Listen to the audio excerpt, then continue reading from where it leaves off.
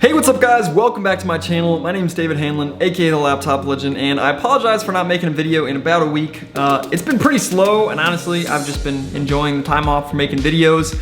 When the market gets super hot, I'll be making videos every day or multiple times a day, so do not worry. But for the meantime, I just want to do kind of an update on what's been going on and some takeaways from today, because it's definitely feeling like a summer market, at least this week so far. And I want to talk about some of the plays that I absolutely butchered today and what I could have done better. And then also, I want to talk about the stock NSAV. A lot of people took some big losses on this, or lost a lot of realized or unrealized gains. And I want to talk about this stock in particular because it reminds me a lot of some of the other plays that we've seen. And if you guys lost money on NSAV, please watch this video because this pattern repeats itself over and over. It's a horrible cycle where newbies get sucked in and then they end up losing a ton of money on stocks like this. So I just want to talk about this, and hopefully you guys will find this helpful. If you do, please smash the video. Don't smash the video, that's okay. Smash the like button, drop a comment down below, subscribe if you haven't already, and I'll see you in my laptop. All right guys, so I'm here on my laptop, and this is the chart for NSAV. And if you watch this video, you probably have heard of this stock, but if you haven't, this is a really valuable lesson in terms of locking in profits. So we've seen a lot of stocks that get a lot of hype and they go a lot farther than people expect. You know, if I zoom in here and I'm looking at this chart here, you know, I don't really expect this thing to go up to 15 cents. I really don't, you know, but it ended up being surprising.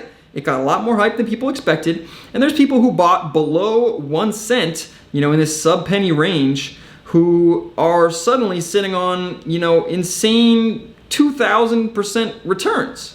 You know, and it's pretty crazy.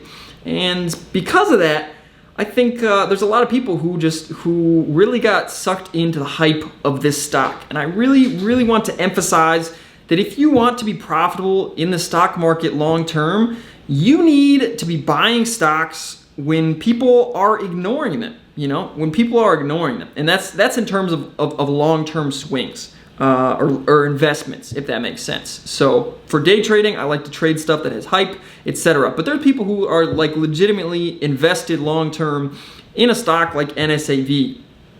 And again, when you have so many people so excited about this stock, you get to the point where it just becomes extremely overvalued for the product that the company currently has to offer, if that makes sense. And if there's any sort of delays, any sort of realization that it's not as good as it might seem, that inflated valuation just comes crashing down. And if you buy something below a penny and it runs up to 15 cents, don't get greedy, man. Lock in your profits, because 99.99% of the time, it's gonna pull back so enormously far that you could buy 10 times as many shares if you just locked in and then waited for it to dump. And you know, that's what a lot of people learned on this stock. And I have a very, you know, redolent example that I wanna talk about, and that is EEENF. EEENF. And this stock was pretty similar, man. You know, a lot of people bought this stock down here because, oh, you know, they're doing something and it's gonna have some great oil something or other. I don't really know what all the hype was about. I never got super into it, but it did go on a pretty nice run. You know, it ran from under a penny and ran as high as almost 10 cents. And I mean, it had some really nice volume, really nice, I don't even know what the word is, you know, really nice momentum, and it went a lot farther than a lot of people thought. Now, what happened was, you can see this insane gap down here. They pretty much put out a press release saying that there was gonna be some delays. And there were people who were like, you know what, I don't care, man. I'm gonna hold this thing because it's a long-term investment. That is a stupid mindset, and that will cause you to lose tons and tons of money. So I can go to the intraday here. I already have it pulled up for on demand. And you can see this, man. I mean, it literally gapped down, I think it was like 85% overnight or something like that. Just absolutely insanely disgusting. I mean, it's just so gross. I've never seen a gap down like this before on an OTC stock. So this is a really good example for you guys in NSAV. Like, this is what can happen if a stock gets really pumped up and then stuff comes out that, you know, it's not great news. stuff comes out that's not great news. And in this case, again, it was the oil not being able to be mined or what. I don't know what they do with oil. I'm probably exposing myself for my lack of knowledge on this subject. But, delays, misleading press releases, lots of hype, people expecting results now, and then it comes out that that's not going to happen. It's such a huge gap down. So the play on these is to ride the momentum, but to not, I repeat, to not hold these overnight. Now, sometimes you'll get lucky, man. You're holding here and there's a nice fat gap up. Great.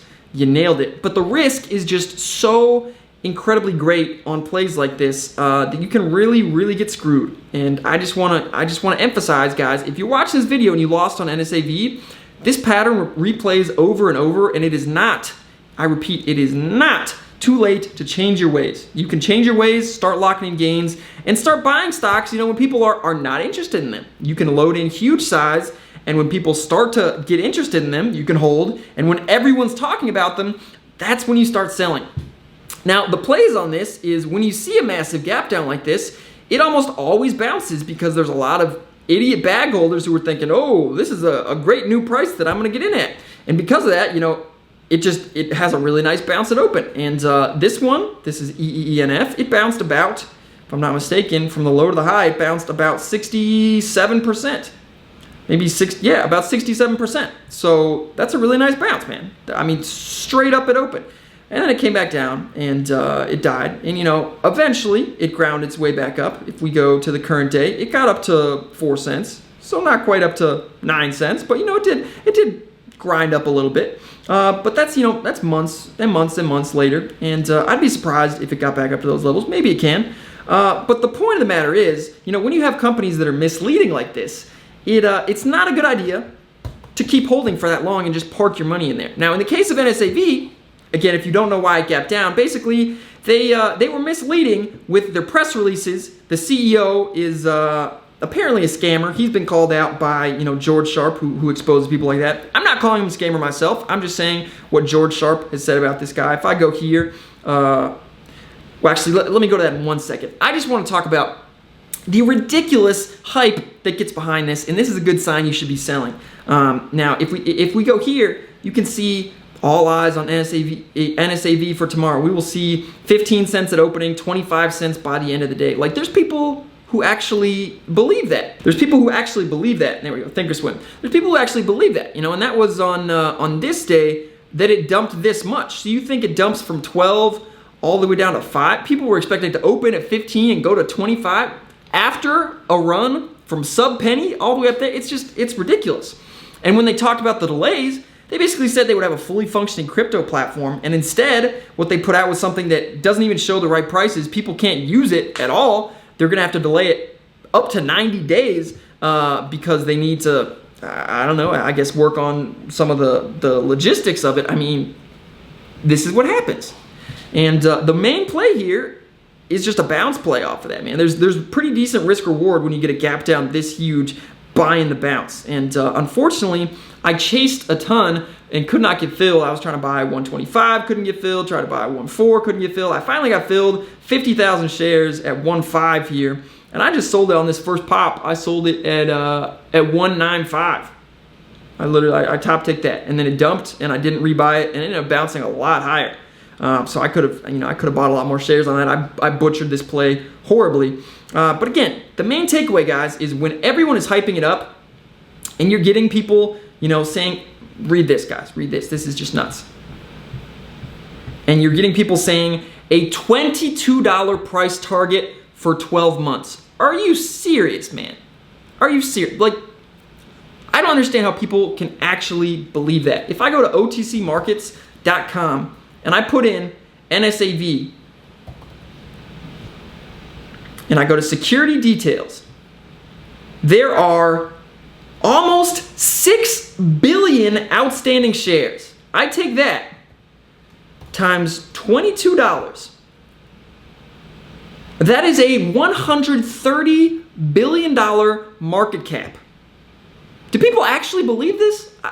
The brainwashing is pretty crazy. And if you're one of those people who thinks it's going to $22, listen, I'm sorry.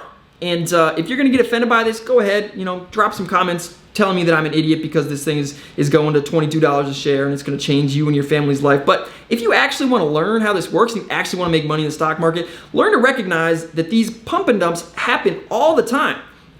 They happen all the time. And you know, this is just another example, guys. We have so many. You know, TAWNF. This is another really good example where the airlines had their bankruptcy plan. And, you know, they fixed it all. And I think that was on this day. You know, I think that actually came through on this day, or maybe it was on one of these days. I think that might have been on this day right here. And it gapped up, but then it just sold off ridiculously. It was down like 50% because it was already priced in. When these moves get priced in, guys, oh my gosh, you can lose a ton of money. So if you lost money on NSAB, it's not the end of the world, but in a market like this where a lot of things are selling off, you just got to be really careful with preserving your capital. I guess that's my main takeaway for you guys. So that's not to say NSAB can't bounce from here. That's not to say, you know, if they end up launching their platform, it can't go back up a little bit. But don't believe the hype, guys. If you have gains, you're up 1,000%, and it's, you know, and the chart looks like this. For the love of God, lock in some gains. I mean, this is just pathetic, man. It's pathetic. And if you go, there's so many charts that look exactly the same, man. There's so many charts that look exactly the same. I mean, I could pull up literally dozens off the top of my head. Literally dozens.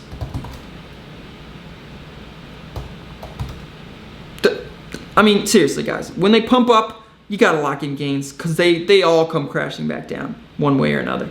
And that's pretty much it. So please don't believe the hype. Lock in those gains.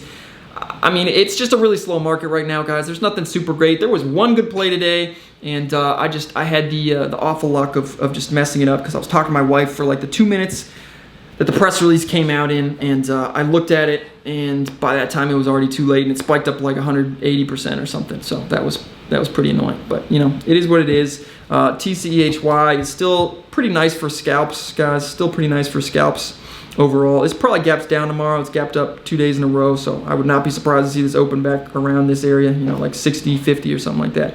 But we'll see what happens. I'll just be scalping it intraday. I also had an issue with Schwab today, which was really annoying, where like my buying power was messed up, so they wouldn't let me short as much as I should have been able to short. So I called in, and to fix it, they wouldn't let me short while I was on the call. So I literally missed the best dump of the day right here, all the way down there.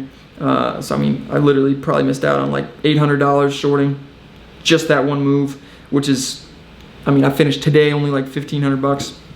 Super slow.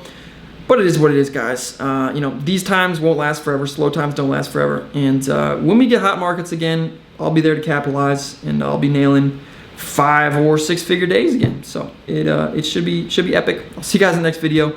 Until then, you know the drill. Let's go better together. Bebé, dime por qué te mientes. No puedes esconder todo lo que tú por mí sientes.